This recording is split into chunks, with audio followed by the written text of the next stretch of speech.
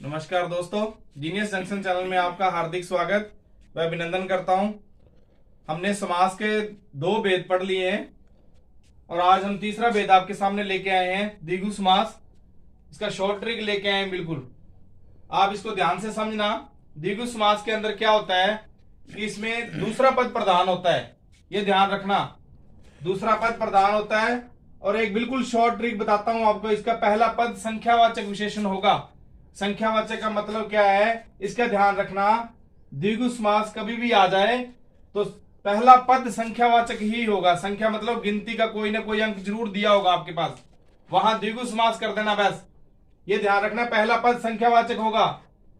एक बात और ध्यान रखनी है, द्विगु समास के अंदर 1 से लेकर 9 तक गिनती के अंक जो भी आते हैं वो द्विगु समास के अंदर ही आते हैं।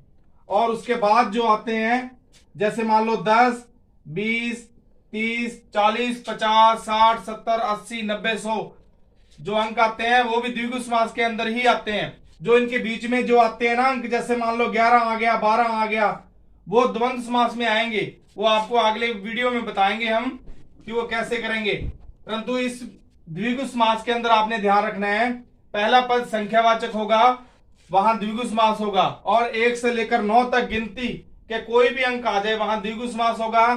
10, 20, 30, 40 जो भी आपको मैंने बता दिया अंक, वो द्विगु समास के अंदर ही आएंगे। जैसे उदाहरण के लिए देखो, चतुर्वेद। चतुर्वेद में देखो, चतुर्वेद क्या है? 4 वेदों का समूह है।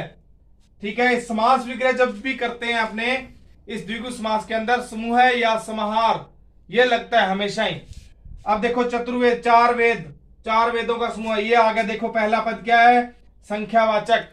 ठीक है। वैसे तो ये देखो वेदों की विशेषता भी बता रहा है कि वेद कितने हैं, 4 बता रहा है, इसीलिए मैंने लिखा है पहला पद संख्यावाचक विशेषण होता है। ठीक है। अब दूसरा देखो, त्रिभुज। त्रिभुज में क्या है? 3 भुजाओं वाला। ये देखो पहले क्या आ गया? संख्यावाचक आ गया। संख्या दी हुई है ना, 3 दी हुई है। अब आगे देखो चौराहा, 4 राहों का समाहार, 4 दे दिया पहले। पहला पद संख्यावाचक जहां भी आपको दिखाई दे वहां पर द्विगु समास ही होगा, ये ध्यान रखना। नवरत्न में देखो, नव बोलने से ही पता चल जाएगा आपको। कभी भी एग्जाम में आप कोई भी शब्द आए उसको बोल के देख लेना।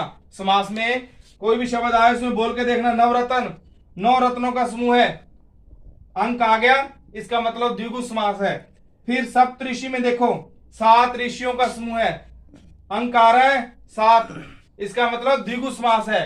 बार बार आपको मैं एक ही बात समझा रहा हूं, दूसरा पद प्रधान होगा, पहला पद। आपने ये बातें मत देखो, आपने यही चीज देखनी है कि पहला पद संख्यावाचक विशेषण होगा, ये ध्यान रखना। पहला पद संख्या ही होगा, कोई ना कोई संख्या दी होगी। ठीक है।